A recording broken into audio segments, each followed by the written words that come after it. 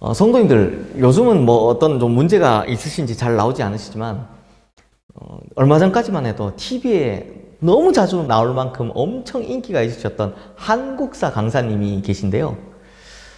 이분이 하신 말씀 중에 과거를 통해 오늘을 살아갈 지혜를 얻고 또 미래를 대비할 지혜와 힘을 얻기 위함이다 라는 참 좋은 말씀이 있습니다. 그만큼 우리는 역사의 기록을 아주 소중하게 생각해야 합니다. 과거 이 조선시대의 경우는요, 조선 왕조 실록의 기초가 되는 사관들의 사초, 이 사초를요, 아무리 왕이라고 하더라도 당대 왕은, 그러니까 당대 자기 때는요, 절대로 자신의 기록을 볼 수 없도록 했습니다. 왜냐하면 사관의 중립성, 사관의 공정성을 법으로 보장해 놨기 때문입니다. 그만큼 조선시대에도 지금의 역사가 미래에 중요한 역할을 하게 될 것이다 라는 걸 알았다는 겁니다. 자, 마찬가지로 하나님께서 주신 성경의 역사는 우리에게 오늘을 살아갈 지혜를 주고 미래를 대비할 힘과 지혜를 주는 것입니다. 성도님들, 민수기라는 이름은 백성의 수를 기록한 것이다 라는 뜻이죠. 그래서 이 민수기에는 두 번의 인구조사가 나옵니다. 한 번은 앞서 본 우리 민수기 1장에서, 그리고 두 번째는 바로 오늘 본문인 민수기 26장에 나옵니다. 그래서 우리가 읽어보면 뭐 지파별로 뭐 누구의 자손, 누구를 조상으로 하는 누구의 집안은 몇 명이다. 그래서 이스라엘 백성의 총 개수는 몇 명이더라. 뭐 이렇게 쓰여져 있으니까요. 사실 민수기 1장하고 민수기 26장하고 별 다른 차이가 없는 것처럼 보여집니다. 하지만 민수기 1장의 인구조사와 26장의 인구조사는 굉장히 큰 차이를 보이고 있습니다. 먼저 장소적으로는 민수기 1장의 인구조사는 시내산 바로 아래에서 조사했던 거죠. 출애굽을 한 직후 하나님께서 시내산에서 십계명도 주시고 율법도 주시고 성막도 짓게 하셨습니다. 그것이 다 완성되자 이제 그들에게 전열을 갖추도록 20세 이상으로 전쟁에 나가서 싸울 수 있는 힘을 가진 사람들의 수를 세어보라 라고 해서 한 인구조사인데, 이때는요 대상도 다릅니다. 출애굽 1세대를 대상으로 했던 조사입니다. 그런데 민수기 13장 14장에 나오는 12명의 정탐꾼 사건으로 말미암아 이때 조사한 사람들 중에 여호수아와 갈렙을 제외한 어느 누구도 가나안 땅에 못 들어가게 되죠.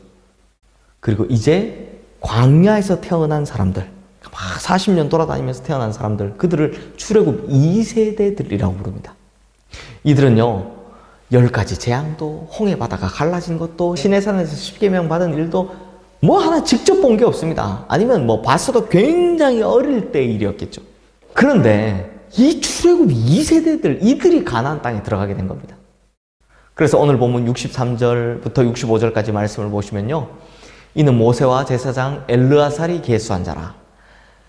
그들이 여리고 맞은편 요단과 모압 평지에서 이스라엘 자손을 계수한 중에는 모세와 제사장 아론이 시내 광야에서 계수한 이스라엘 자손은 한 사람도 들지 못하였으니, 이는 여호와께서 그들에게 대하여 말씀하시기를 그들이 반드시 광야에서 죽으리라 하셨습니다.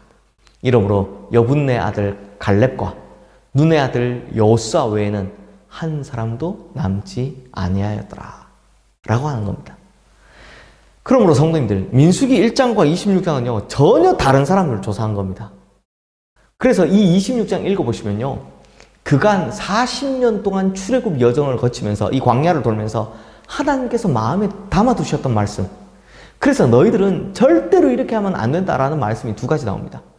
먼저 10절 말씀입니다. 땅이 그 입을 벌려서 그 무리와 고라를 삼킴에 그들이 죽었고 당시에 불이 250명을 삼켜 징표가 되게 하였으나. 출애굽하면서 하나님께서 정말 가슴 아파하셨던 것이 바로 이 고라 일당의 반역이었던 것 같습니다. 그래서인지 출애굽 2세대에게는요, 너희는 절대로 당짓고 분열하고 나누어져서 하나님 대적하는 일은 절대로 하지 말라라고 하신 겁니다. 그리고 또 하나, 두 번째는 61절 말씀입니다. 나답과 아비후는 다른 불을 여호와 앞에 들이다가 죽었더라. 이건 레위기 10장에 나오는 이야기인데요, 아론의 첫째 아들과 둘째 아들인 나답과 아비후가 제사장 위임식 마치고 전날 엄청 바빴겠죠. 그리고 나서 첫 번째 날 아침에 드리던 첫 제사에서요, 하나님께서 정한 불로 분양하지 않고 다른 불로 들이다가 그 불이 그들을 삼켜버렸습니다. 그래서 즉시로 죽게 됩니다. 이 이야기를 기록하고 있는 이유는 너희들이 하나님 앞에 예배 드릴 때 너희들 임의로 예배 드리지 마라 라는 겁니다. 아무리 너희들 눈에 좋아 보인다 하더라도 예배는 하나님께서 정하신 방식과 하나님께서 정하신 규율대로 예배 드려야 한다라는 예배에 관한 말씀을 하신 겁니다. 그러므로 이 말씀을 통해 하나님께서 너무나 싫어하시고 또 너무나 마음 아파하시는 것 두 가지를 알 수 있습니다. 뭡니까? 첫 번째, 분열하고 하나님을 대적하는 것. 두 번째, 예배를 소홀하게 여기는 것. 그러므로 우리 성도님들 꼭 기억하셔서 늘 하나님 편에 서시고 그리고 하나님께 신령과 진정으로 예배드리시는 우리 성도님들 되시기를 바랍니다. 사랑하는 성도님들, 과거는 실패할 수 있습니다. 과거에는 죄도 짓고 잘못할 수 있습니다. 그러나 중요한 것은 그 실수를 반복하지 않도록 과거의 사례를 보며 지금에 지켜가야 한다는 것입니다. 그래서 역사가 중요한 것입니다. 개인의 역사도 중요하다는 겁니다.